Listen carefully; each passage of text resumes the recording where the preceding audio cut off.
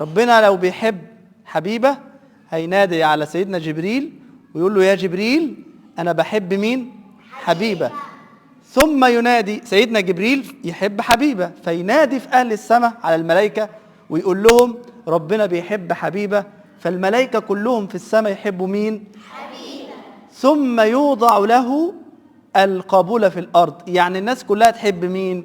حبيبة. حبيبة. السلام عليكم ورحمة الله وبركاته. وعليكم السلام ورحمة الله وبركاته.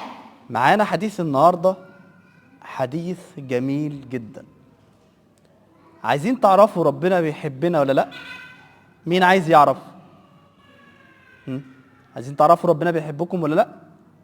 طب أنا هقول لكم على علامة واحدة لو موجودة فينا يبقى ربنا بيحبنا. علامة واحدة لو موجودة فينا يبقى ربنا بيحبنا. تعالوا نقولوا الحديث مع بعض. عن أبي هريرة رضي الله عنه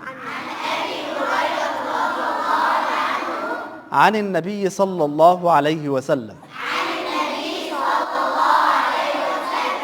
قال إذا أحب الله العبد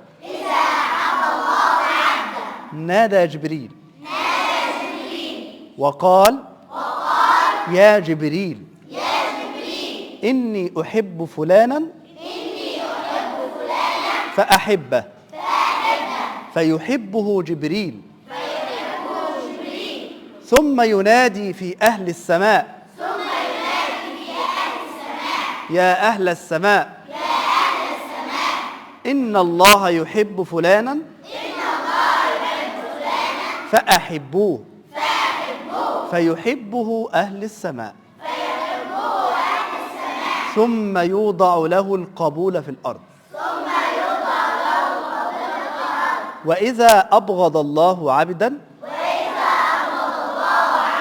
نادى جبريل يا جبريل إني أبغض فلانا فأبغض فيبغضه جبريل ثم ينادي في أهل السماء يا أهل السماء إن الله يبغض فلانا فأبغضوه فيبغضه أهل السماء ثم يوضع له البغضاء في الأرض. الحديث ده معناه إيه؟ ببساطة شديدة جدا إن ربنا سبحانه وتعالى إحنا قلنا إحنا عايزين نعرف ربنا بيحبنا ولا لأ، صح؟ وقلنا هنقول على علامة واحدة بتدل إن ربنا بيحبنا، تمام؟ العلامة دي إيه؟ إن الناس تحبنا. إن الناس إيه؟ بتحبنا. لو الناس بتحبنا يبقى ربنا هيحبنا. لو الناس بتحبنا يبقى ربنا إيه؟ هيحبنا. طب ولو الناس بتكرهنا يبقى ربنا هيكرهنا. لأن النبي بيقول في الحديث إذا أحب الله عبدا ماشي ينادي. مين اللي ينادي؟ ربنا على سيدنا جبريل ويقول له يا جبريل إني أحب فلانا. أنا بحب فلان ده. أنا بحب مين؟ فلان. اسمك إيه؟ حبيبة. ربنا لو بيحب حبيبة هينادي على سيدنا جبريل ويقول له يا جبريل أنا بحب مين؟ حبيبة. ثم ينادي سيدنا جبريل يحب حبيبة، فينادي في أهل السماء على الملائكة ويقول لهم ربنا بيحب حبيبة، فالملائكة كلهم في السماء يحبوا مين؟ حبيبة. ثم يوضع له القبول في الأرض، يعني الناس كلها تحب مين؟ حبيبة. حبيبة. لكن ربنا يعافينا لو الواحدة فينا ربنا ما بيحبهاش، ربنا هينادي على سيدنا جبريل برضو ويقول له يا جبريل إني أبغض فلانا. يعني إيه أبغض فلانا؟ يعني أنا بكره فلانا. سقفوا سقفة جنب. فربنا ينادي على سيدنا جبريل ويقول له أنا بكره فلان ده أو أبغض فلان ده. فسيدنا جبريل برضو ينادي في أهل السماء ويقول لهم على الملائكة ربنا بيكره فلان ده، فالملائكة كلهم إيه؟ يكرهوه. ثم يوضع له البغضاء في الأرض. يعني إيه؟